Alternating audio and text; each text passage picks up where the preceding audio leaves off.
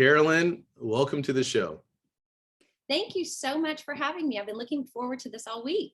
Yeah, I really appreciate this for the audience. You and I just met, I don't know, 2-3 weeks ago via Twitter. And I think you are not, I know you're the first person that I think I've talked to and made a connection like this. And so I really appreciate you and your time being a part of the podcast.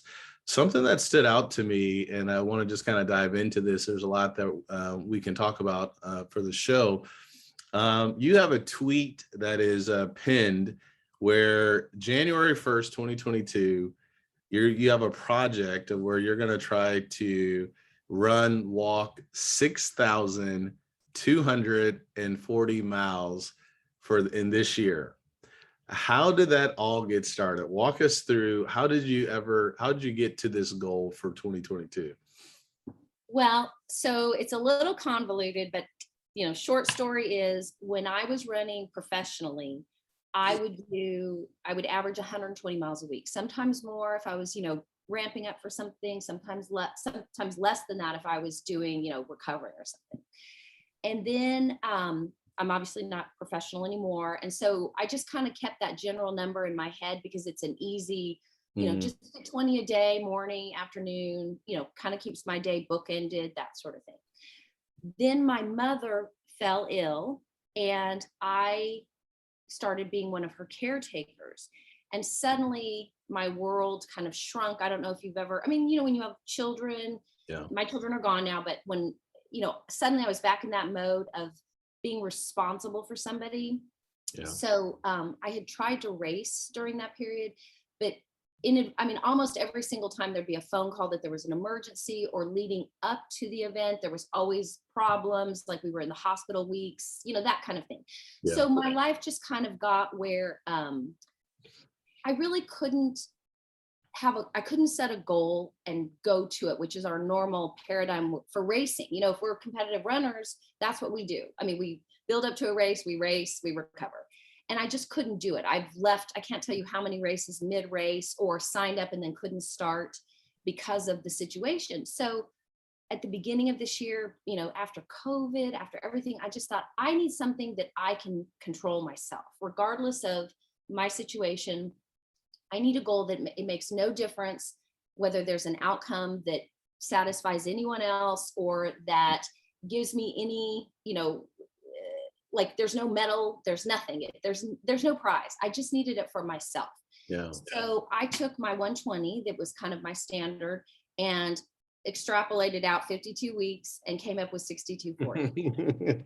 So, and with it, and in that pinned tweet, it says, I can front load or back load because I still have obligations and things to do. And sadly, shortly after I set that goal in February, my mom passed away kind of unexpectedly. She had been ill, so not really, but I didn't think it was going to be 6 months into the project.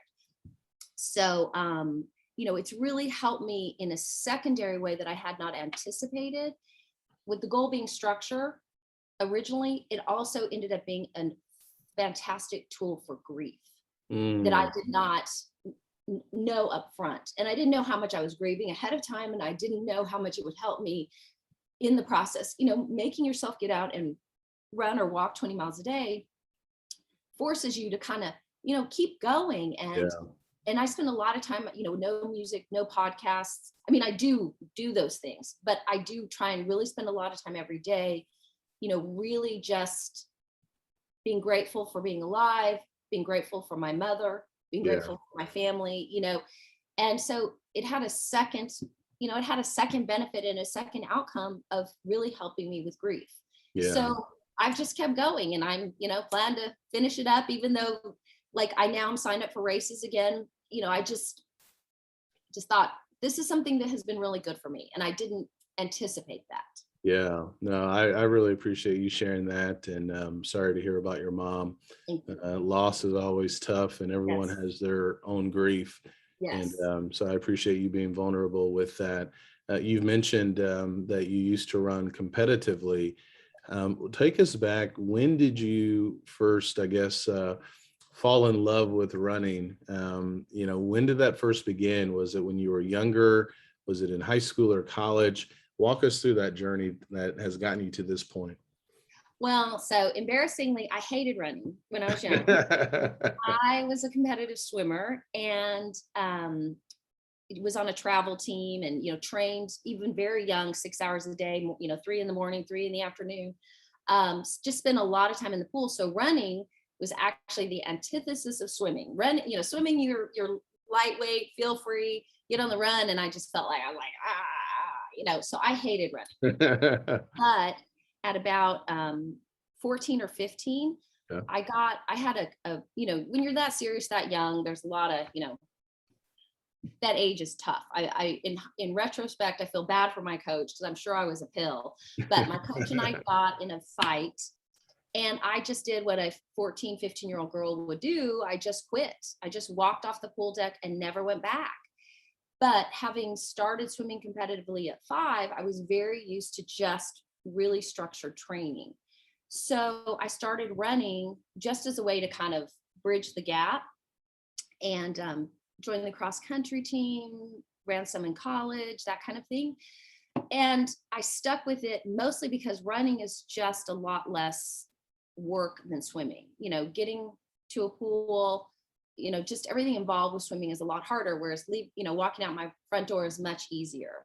So that is how I ended up transitioning to running. But no, I did not start out with a love of running at all. So you left or quit with swimming, and then you started running.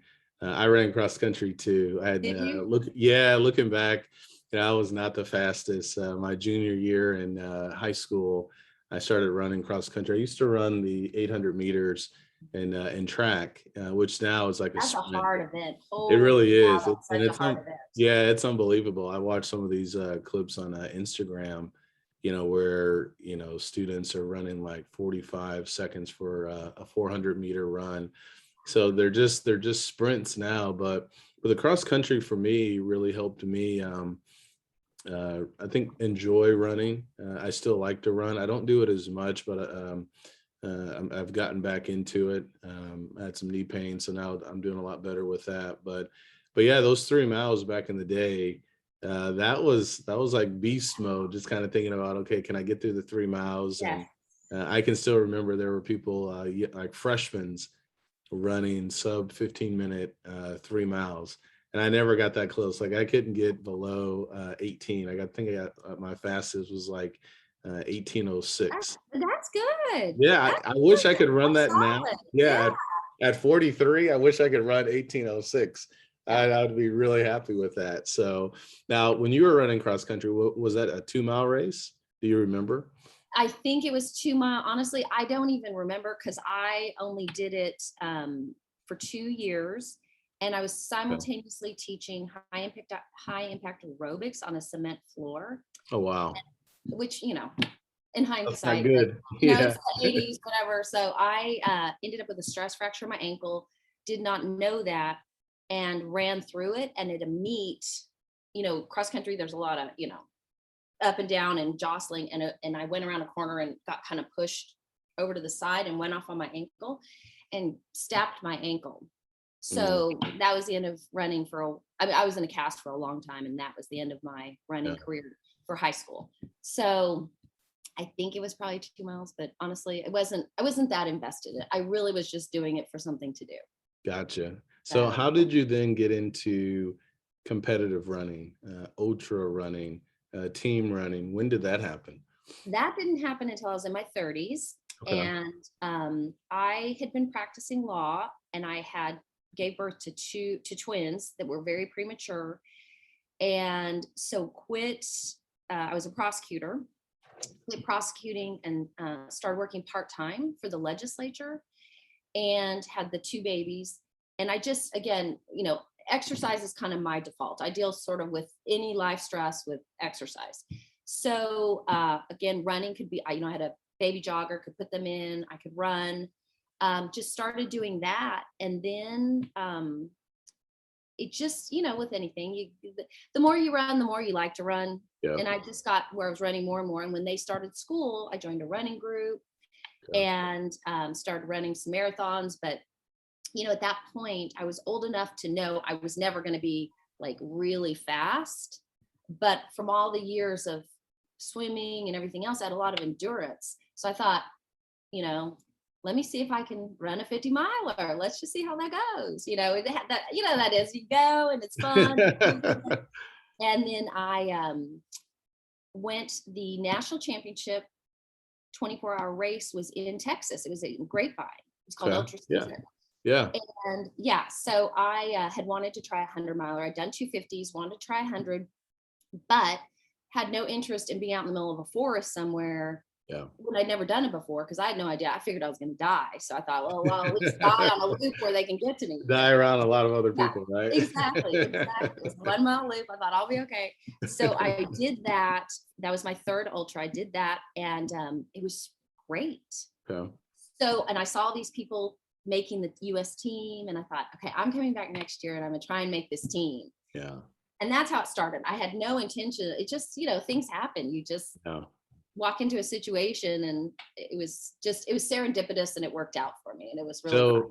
So there's a lot of thoughts that I have right now. So one thing that really stood out to me is, you started the ultra running in your 30s. And I think that's something really great for those who are listening, that, you don't have to be, you don't have to have this thought that, well, I'm not in my 20s anymore. I'm not a teenager and I can't go out and do this. So I've heard so many other stories like that. I don't know if you know Rich Roll. He's got a podcast, and I know he does a lot of ultra running. And who was one of the original guys? I read his book years ago. And Dean Karnazes. Dean, that's right. I remember him, and I think in his book, he had talked about when he left. I think he may have been like at a bar or something like that, or had some fight with his wife. And one night he just went running. It kind of sounded like Forrest Gump, right? And just like he ran 30 miles or something like that.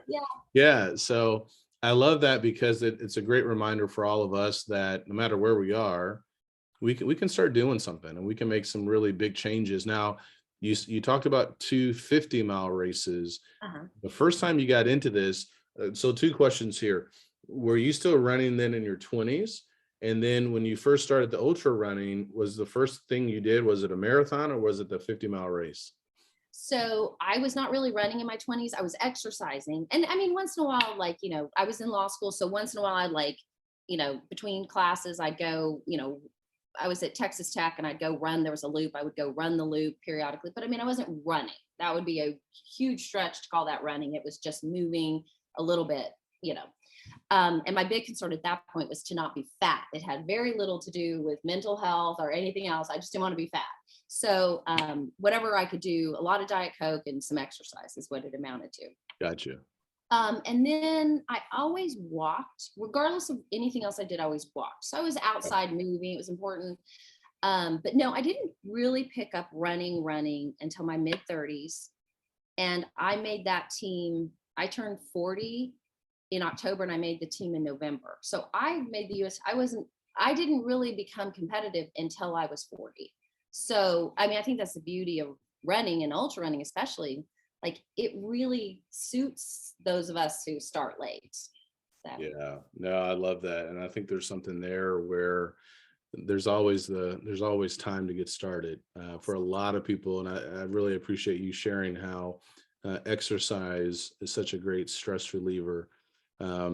People, I used to follow Bill Phillips, who wrote the book Body for Life. And I got a chance to speak at one of his camps 4 or 5 years ago. But one of the things he would often talk about, and other people have too, I'm sure, is just how exercise, it's a great antidepressant. Yes. And, it's something that I just think a lot of people are not tapping into as much. And the fact that you're getting started in your 30s or 40, and then just going down this path, it's just really phenomenal. So, when you did that, was there any hesitation? Like, did you complete those first 2 50-mile runs? And then, what happened in Irving, and how long were you on the team when you began all of that? So I did complete the 250s. One was on trail and one was technically trail, but it was loop trail, like a 5-mile loop. So the first one was on the PCT, the Pacific Crest Trail, and it was up to Timberline Lodge and back. and it was super fun, but I was terrible. I mean, like embarrassingly bad, because I don't run. I live in the Rocky Mountain, the base of the Rocky Mountains, the Franklin Mountains. It's very, very rocky. So unless you have people to go with, you can't really train there by yourself. And there's not a lot of running involved. It's a lot of more like hiking because it's bouldery. So I was, when I did PCT, that my first one, I mean, it was like, I really thought, okay, I'm never doing this again, because like, it's kind of like me with singing. I know I can't do it. So I had Yeah, that, yeah, me I don't think I'm too. going to do this, Yeah, but I just enjoyed it. So I thought, okay, I'll do one that is on loops. It was still trail, but it was loops. And that one was really fun. yeah, And I thought, okay, maybe if I just try something flat, since I'm training flat, it'll be better. So I yeah. did those 250s, and that's why, when I saw Grapevine, it was, I did the second one in like May, and Grapevine was in November, Okay. ultracentric. So it wasn't flat, but it was asphalt relatively flat, because it was the Yeah. national championships for the 24-hour team. So it wasn't, it wasn't trail, or, there wasn't a lot of climbing or anything.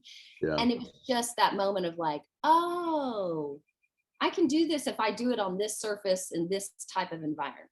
Yeah. And I'm super, kind of my personality is I'm really, I keep lists and charts, and Yeah. and the loop thing just works in my brain. Yeah. You know, Gotcha. no Yeah. more No. Yeah. flair. No. Yeah. That's all good. So, what's the furthest you've run then? I know the 24-hour race, that was with other people then, correct? Like a relay? Yeah, no. It's one person, That and was I did. one person. Okay. Yeah. So, how far was that? So my first time I did it was 127. I've done Wow. 131.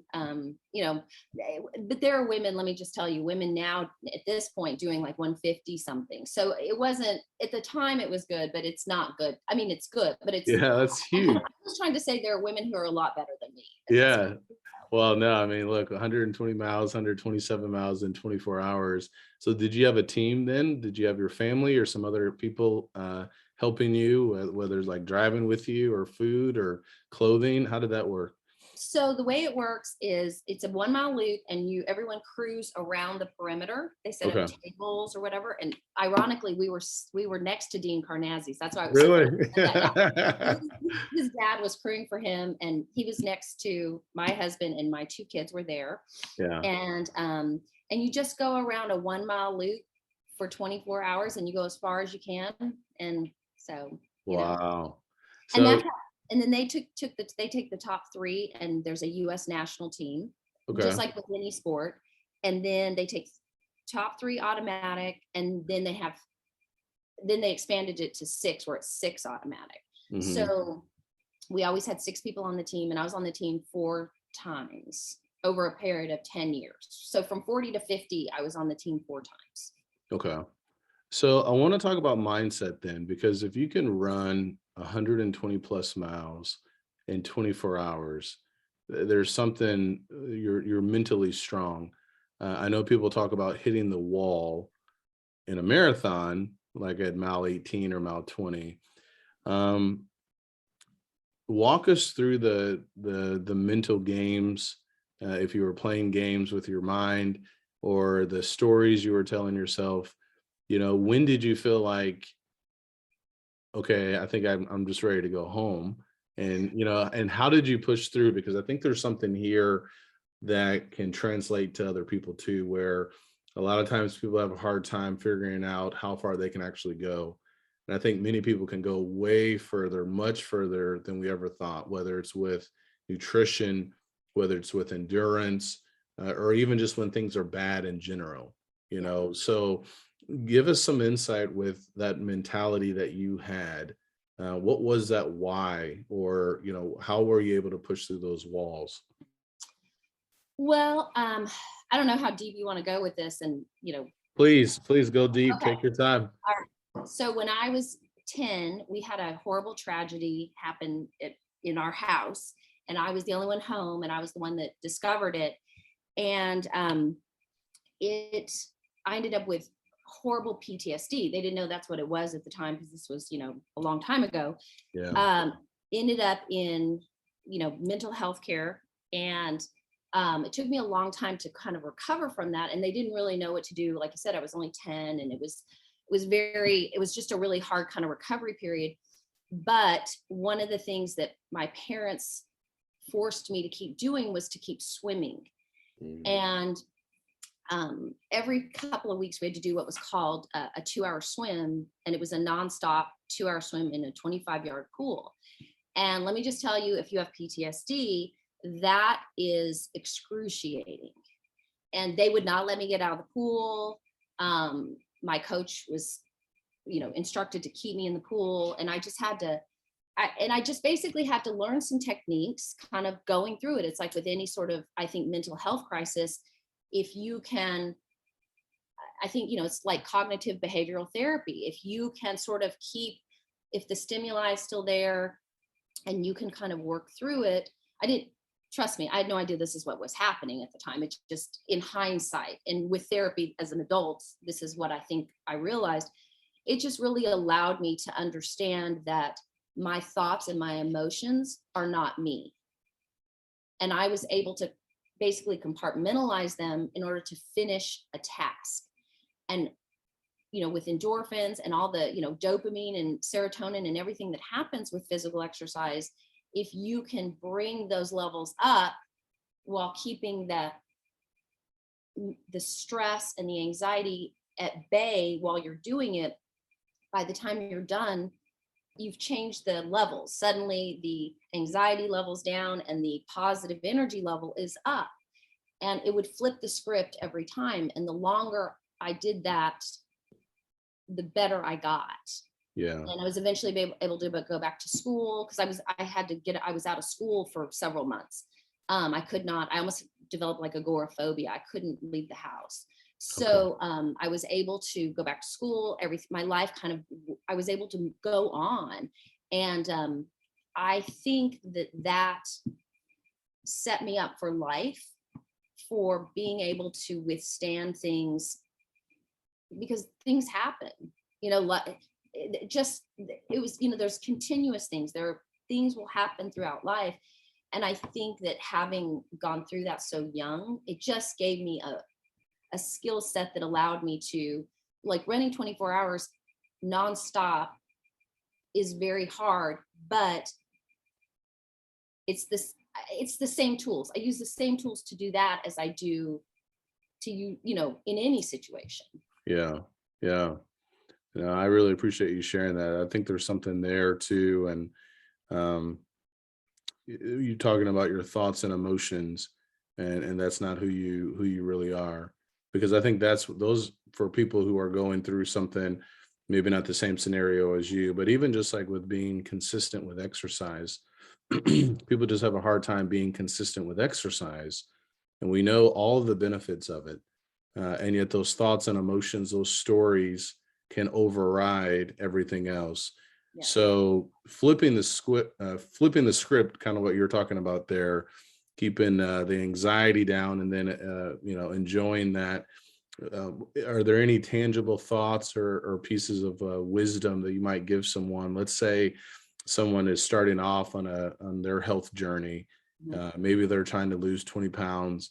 Maybe they're getting ready for a 10K or a half marathon, and they're feeling some of that pain.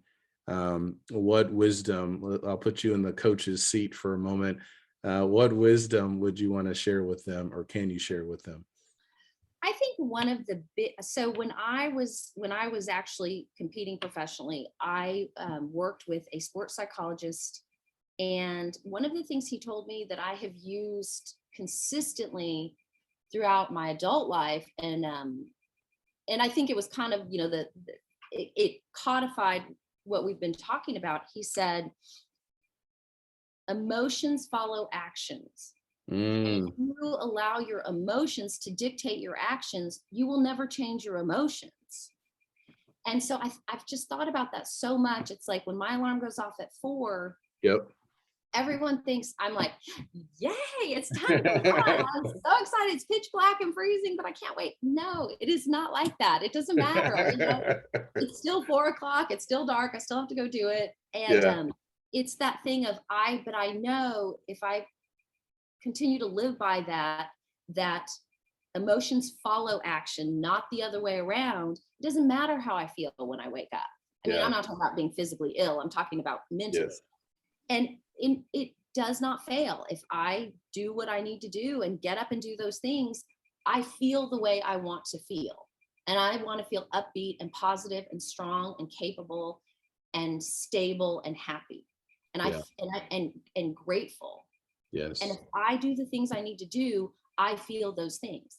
If I allow the, I don't want to do this, or, oh, it's going to be a hard day, or, oh, I've got so much going on, and I don't do what I need to do, that mindset, those emotions track all day long. Yep. Absolutely. So that's, for me, that is really the biggest thing that 100% changed my life. Like little things even that follow with that. I get up every morning and make my bed.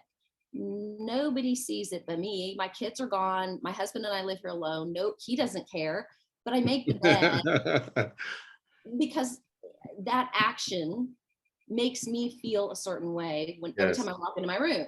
Does that make Yes. sense? Yeah. It makes perfect sense. And what you're saying is so true. So a couple of thoughts. One, I love the idea of having a sports psychologist. I'm really a big believer in coaching. That even, Tiger Woods has a coach. Yes. Tom Brady has a coach. Yes. So you think about these people who are so successful in a sports area or arena, and yet they have some kind of coach. And I think a lot of times, because I do some coaching right now, a lot of times people don't always see the value of coaching. But when I look back at my life, the last 10, 12 years, I keep seeing this pattern that, you can call it a coach or a mentor or someone, that you're getting some guidance, you're getting some recommendations from, which I really love. And emotions follow actions. I've heard that before. And it's so true. It's easy to say, but like what you're saying, it's hard to do, because when you're waking up at 4, that is pretty tough because you can hit the snooze button. So I want to talk about the 4 o'clock real quick. You mentioned 4 a.m. Yes. So back in 2016, I started waking up at 4 because a friend of mine wanted to work out at the gym at 5. Mm-hmm. I said, there's no way I can get there unless I wake up like at 4. And so the first 2 or 3 weeks, I felt awful. Yeah. And eventually his work schedule changed, but I kept waking up at 4. And so between like 4 to 8 a.m., that was almost like a whole day for me, where I started really calling it living 2 days in one, we're waking up early. So I'm curious about some of your morning routines. I know a lot of people have talked about this. Tim Ferriss has talked about this. Jocko Willink has talked about, how he wakes up early and things like that. Give us some insight with some of your routines, making your bed. And there's a book called Make Your Bed by a Navy officer, which I'm having my son read, or he actually did read it. Give us some insights of some of your morning routines. Is 4 a.m. something typical that you do? What else are you doing? Yes. So I've been getting up at 4 a.m. for, I don't know, forever. And it, first because of being a competitive swimmer, I had early practice. So I've just always gotten up very early. I was that kid that would go to slumber parties, and I'd have to go to bed at 8 o'clock while all the girls stayed up till midnight, because I couldn't stay up because I'd been up since 4, so it's kept me out of a lot of trouble, let me say that, which is a good thing. But no, I get up at 4. So what I do, I get up at 4 and I just roll out of bed straight onto the floor because I do morning prayers. And then I get dressed, brush my teeth, all that. And then I get back, before I make my bed, I get back into the bed and I do my, I have a journal and I do meditation in the morning. I journal and meditate. Do you have if I can interrupt, do you have any particular journal that you're using, or is it just like a 3-ring notebook, or what? Well, this was not intentional because I didn't know we were talking about this, but it's sitting right here. So this is what I'm doing right now. Yeah. I'm a big Frederick Buechner fan. Okay. Frederick Buechner. Okay. Yes, he's an Episcopal minister, Episcopal priest, as we call him. And this book is called The Remarkable Ordinary, and How to Stop, Look, and Listen to Life. And I've always liked his sermons. And so that's what I'm using right now, but it evolves. I mean, I call it Bible dipping, and it doesn't have to be the Bible. It can be anything. I just like any kind of, I I'll read anything that I find motivational, inspirational. It can be lay, it can be religious, it can be anything, as long as it has a good message. And I just kind of open it to a place and see what it says. And I take that, and kind of go with that and riff on it, write about it, think about it. This is also the same journal that I write down my mileage and all the things. I mean, it's just kind of my little thing. But so I do that first. I try to be done by 4:30. Yeah. So that I can be on the road by 4:30. And I just get as many miles as I can in before 7. And that's kind of when my day starts. Okay. And that's why my mileage is sort of broken up. I just have to get the miles in when I can. Yeah. And so, but that kind of 4:30 start is concrete, because I know that that window is mine. Gotcha. So. Are you pretty strict then with your evening routine, or do you have a shut? So last year, my son Joshua, he had a friend that stayed with us, and it was just so hard. They were both 9, like trying to shut things down. So we created what's called our shutdown routine, where you take a shower, we're gonna eat dinner, no electronics, you can read, you can talk, you can draw. What's your evening routine or shutdown routine? What does that look like? I would have thrived in your house. I mean, that would work for me. Yeah. No, so I am, like I said, I'm a very kind of structured person. My family makes fun of me.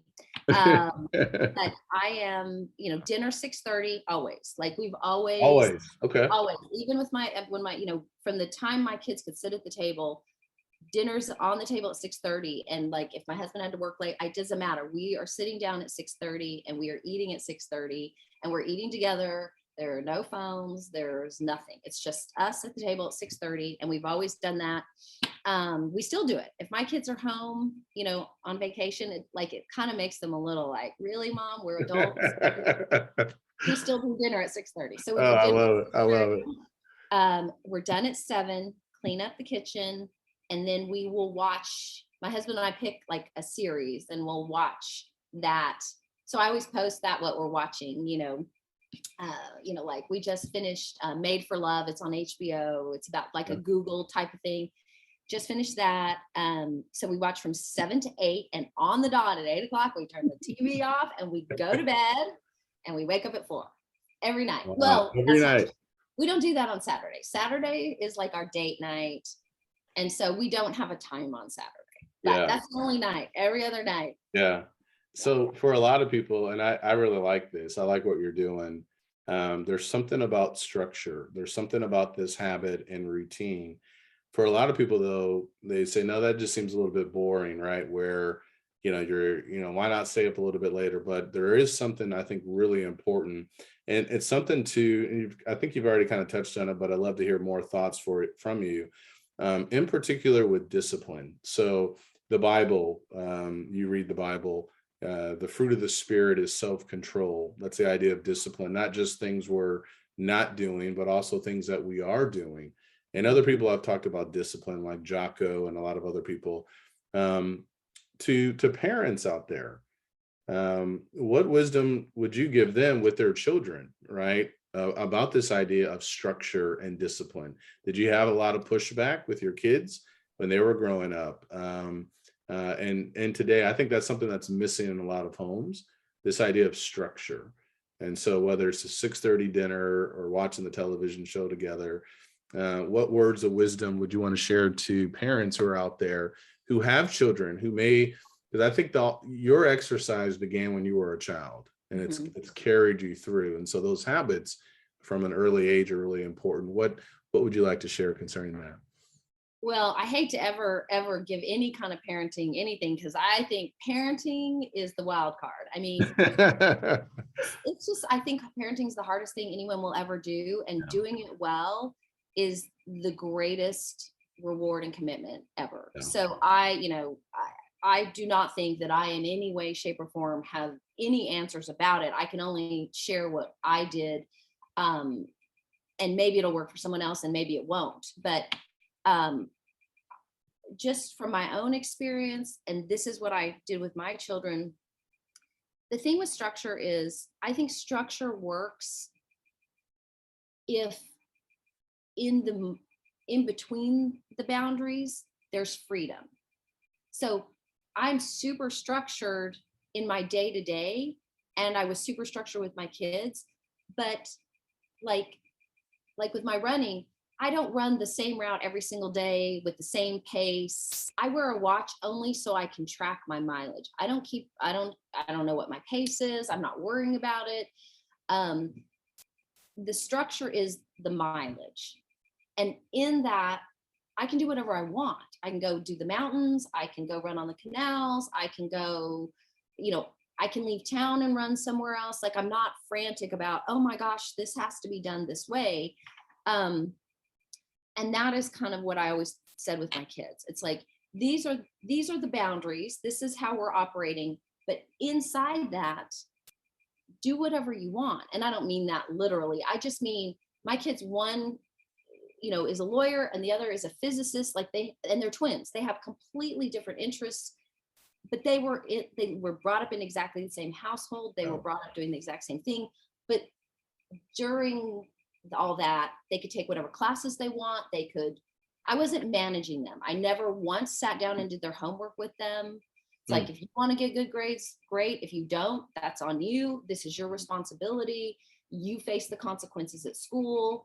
There was so does that make sense? Like, there were all these boundaries, but within that, it's on you. It's your responsibility. Yeah. And I do like what Jocko says, discipline is freedom. Yes. Where people often will say, well, man, that seems weird, waking up at 4 and going to bed at 8.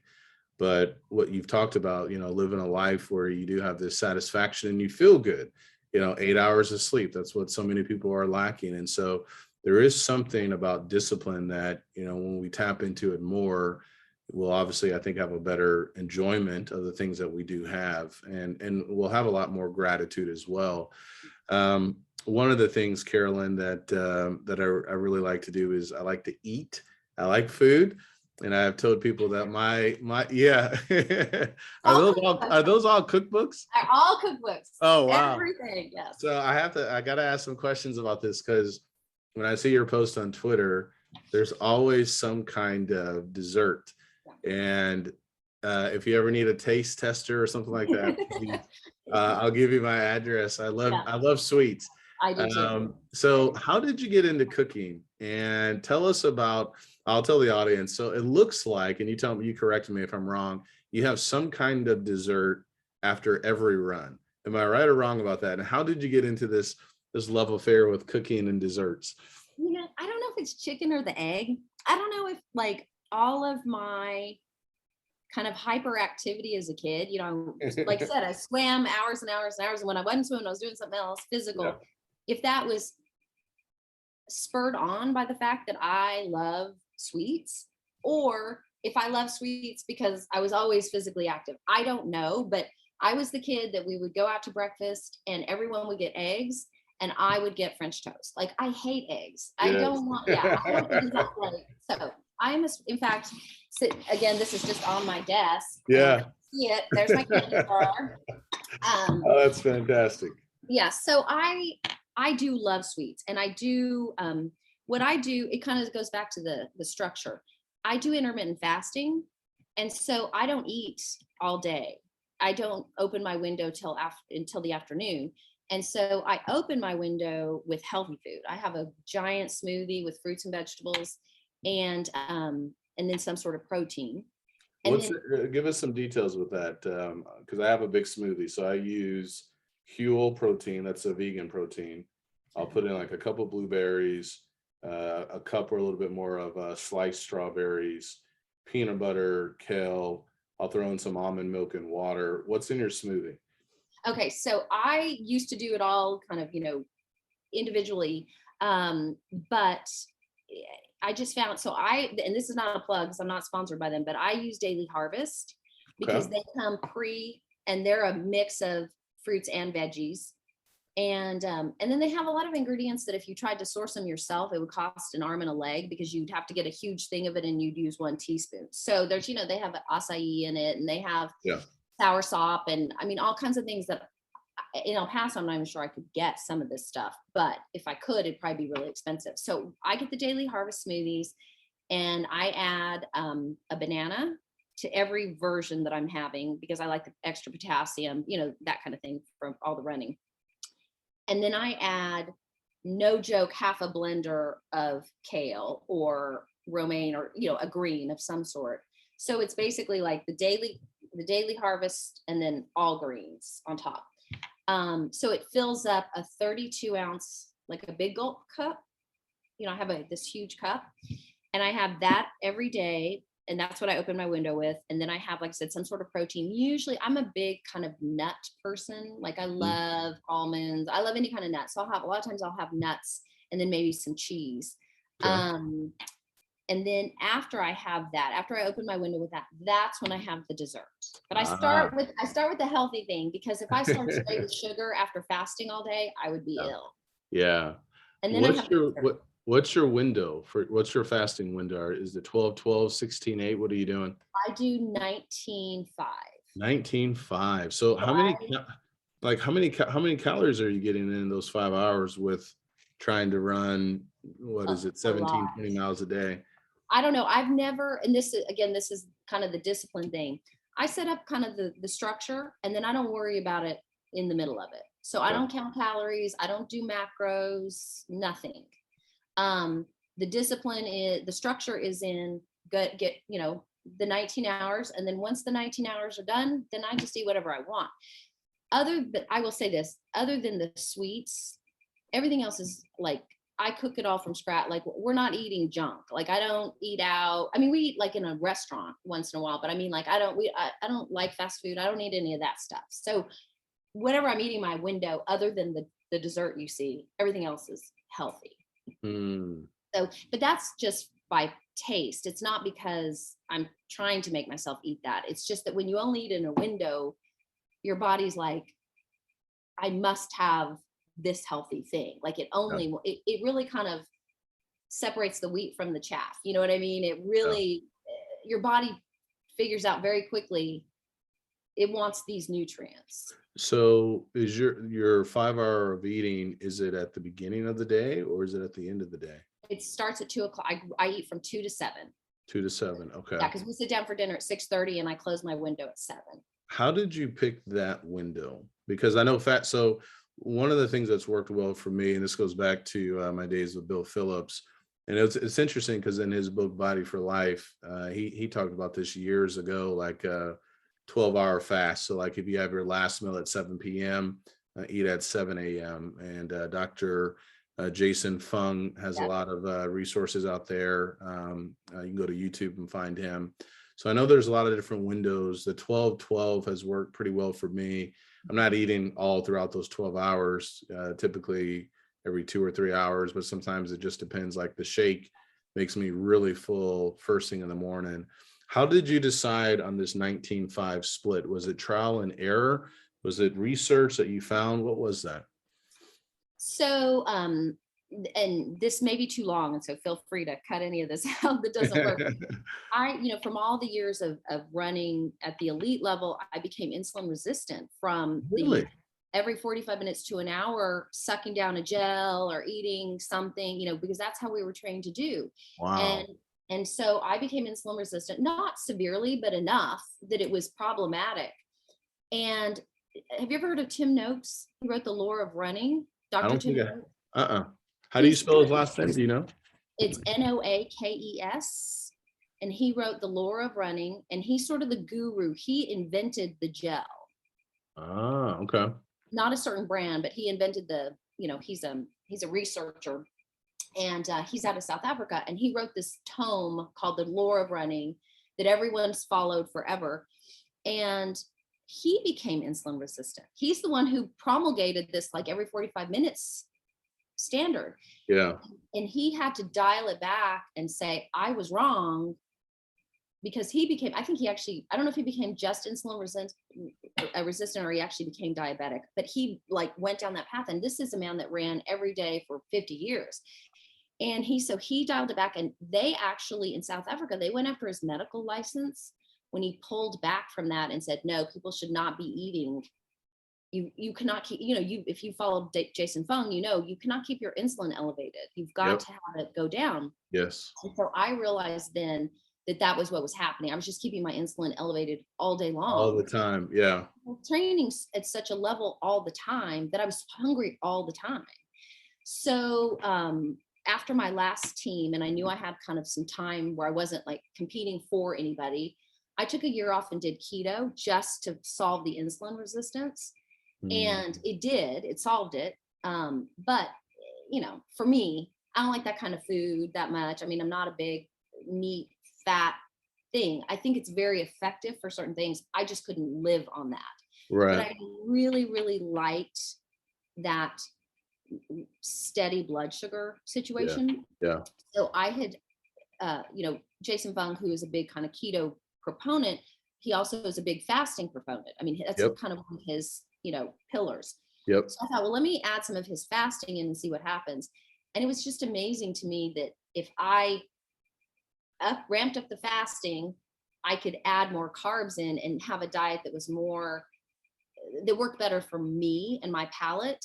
And so I just slowly ramped up the fasting and added in more carbs. And I found that I finally found a window that really worked for the amount of training I did with the kind of food that I wanted to eat.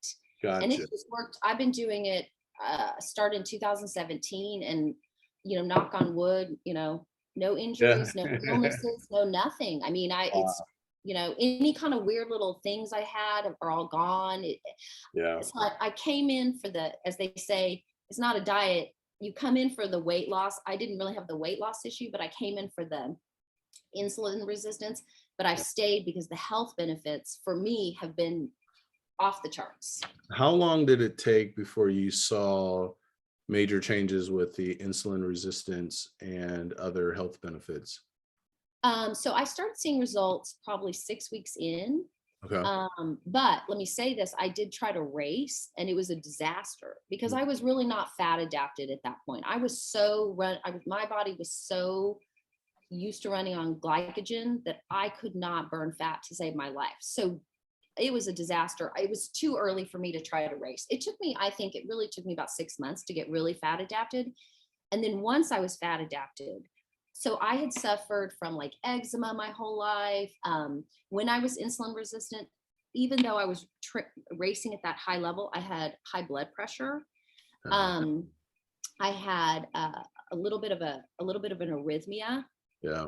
I mean, I had weird little things. I had a weird thyroid problem that wasn't Hashimoto's, but it was a weird thyroid thing. I had this borderline test for lupus that came out that I was borderline possibly working towards lupus, like weird stuff. Cause I would have to get these huge physicals every year at like UCLA or Scripps or Mayo. So they did all the stuff. And I had all these weird, for how intensely I trained. Yeah. I had weird little markers, and nothing that anyone was like, okay, we're going to do something invasive for this. But it was like, this is problematic. Yeah. And I never put it together, and nobody at that point was putting insulin resistance with those weird things, or they were, but they weren't doing it for someone who was thin and an athlete. So when I did do that, keto, then transitioned to fasting, stuff that I had no idea was related completely went away within like a year. And so I just got back from Mayo. I did the full week-long physical with everything, and all of my stuff is a million times better now than it was when I was a professional athlete. Yeah, that is amazing. I love it. So now I'm really curious. I got 2 questions. Okay. First, can you share with us the test? Is there some particular blood test you're taking at Mayo? I want to get this blood test done here. Is there any test that you can share? Is it just some kind of comprehensive, or is it something unique to Mayo? It's comprehensive, but it's like, I would say they test for everything. Okay. And so they're just little markers that you can have that, like I said, none of mine were in the zone of, like, they didn't put me on thyroid meds because it wasn't enough. It wasn't high enough that it was like, okay, it was, like, well, this isn't normal, but we're not going to put you on medication yet. And like my blood pressure, it wasn't high, but it was high enough that they're like, you know, for as fit as you are, this should not be, you shouldn't even be high. And like Right. once I started the fasting, my blood pressure dropped to like 106 over, you know, 68 or I mean, it dropped 30 points. Yeah. So just little things like that. And the blood, I mean, my thyroid's normal, my heart, I've had every echo, every EKG, every heart Fantastic. thing. Yeah. No, you know, all of that normalized. Wow, that's amazing. So my second question is with respect to supplements. Mhm. So long distance running, there's a company out there called I Can, and they have some kind of starch that they use for the carb that Oh, keep you the. can. You You can. can. I'm sorry, that's it. You can. Yeah, you can. Yes. And I want to hopefully get them on the show one day too, where their products are really good. So with running, um, sometimes people will grab a Gatorade after a 30-minute workout. That's probably not the best idea when you look at the calorie content and the sugar content. So are you using like electrolytes? As you don't use any electrolytes. What are you using for supplementation? Just Nothing. water to I take water and bananas and things like that? plain water, plain black coffee. Okay. And I take vitamin D Yep. just because I'm a woman of a certain age. So I take vitamin D and I take a probiotic. Okay. When I take my smoothie, I add a probiotic. That's it. That's all I take. Wow. Because No there's so many products out there, electrolyte products in particular. I sweat a ton. Yeah, I do too. That's what I Yeah, so that's something I've often thought about, and sometimes it makes it a little bit easier, to consume that much water. Do you try to keep track of how much water you're consuming, or is it just don't. kind of going off of instinct? It's going off. I just drink to thirst. If it's particular, I live in El Paso, so if it's particularly hot, and I Yeah. the other thing I do is that I really try not, and this is more again kind of an age thing where I'm starting to get a lot of spots and stuff. So I try not to be out in the sun in the middle of the day. Whereas I used to run all day, every day, out in the sun with a visor and glasses and hope that nothing happened. I Yeah. don't do that much anymore. So if it's really, really, really hot, I'm coming in and getting on the treadmill. But that being said, I sweat a lot too. And so, but if I have really depleted, I may put a little bit of uniodized, just some plain kosher salt under my tongue. But that's an extreme. Gotcha. I find for myself, once I start trying to be a chemist with my own chemistry, I get out of whack. So maybe a little salt once in a while, but that's it. I don't take Gotcha. anything else. Yeah. Very nice. So we got 3 minutes left. I want to respect the time. I love books. I love to read. You have a ton of cookbooks behind you. One, is there any particular cookbook you would recommend? And then two, any other books that you've been reading that you like to recommend or share with me and the audience? I don't know. There's so many good cookbooks. I don't know. They're all good. I mean, I think there's something in every cookbook. I read cookbooks like books. So Do you really? I do. So any of those, I read everything. Okay. I find any topic fascinating. So I'd have to look at my phone to tell you what I'm reading at the moment. Yeah. Because I keep like 5 different things going because it kind of depends on my mood that day. Yeah. Like sometimes I'm like really into a thriller, but then the next day I'm really into like a memoir. I love a good memoir. Oh, one thing I'm really enjoying right now that might be particularly of interest to your listeners is I'm reading, it's called Thirst. Okay. By Heather Anderson. Okay. And it is her memoir of her she set the record on the Pacific Crest Trail. And she broke the record for men and women. And she goes through kind of why she chose to do it and what personal demons she was sort of going through at the time and why she chose to do it. So did you ever read that book Wild by Cheryl Strayed? I have not read that. Reese Witherspoon. Anyway, so she did it, but she did it kind of in a more like, I'm just going to go out there and do it. Whereas Heather Anderson did it in a record attempt. So it was a little more kind of probably what we'd be more interested in. It's a little more there's a little bit more of kind of the athletic talk in it, which I appreciated. So I'm reading that right now and I really am enjoying it. I don't know her, but I'm really enjoying it. Very nice. Very nice. All right. Last question here is, what's a final thought that you'd want to share with the audience? We've covered a lot. We've talked about discipline being freedom, emotions, following action. If there's a final thought that you'd like to leave, what might that be? You know, honestly, and if my kids listen to this, they're going to roll their eyes, but this is the truth. I think that if you do nothing else to help your life, exercise. And I mean that sincerely. It doesn't matter what you do. You can jump around for 20 minutes in your living room, get out and walk with a friend. I really think that our world would be completely different if everybody just exercised 20 minutes a day, because it completely changes your chemistry. Yeah, yeah, I agree. I agree. I know that sounds like a sales pitch for running. It's not. It doesn't matter what kind you do. Just do something. No, I love it. Yeah, just do something. I love it. Carilyn, thank you so much for being on the show. Thank you so much for responding to my DM. I saw on your Twitter page, you don't respond to DMs. So I was like, oh no. But thank you for doing this. I really appreciate it. I appreciate you having me. I really enjoyed it, and it was really nice talking to you. All right, take care. Thank you. You too.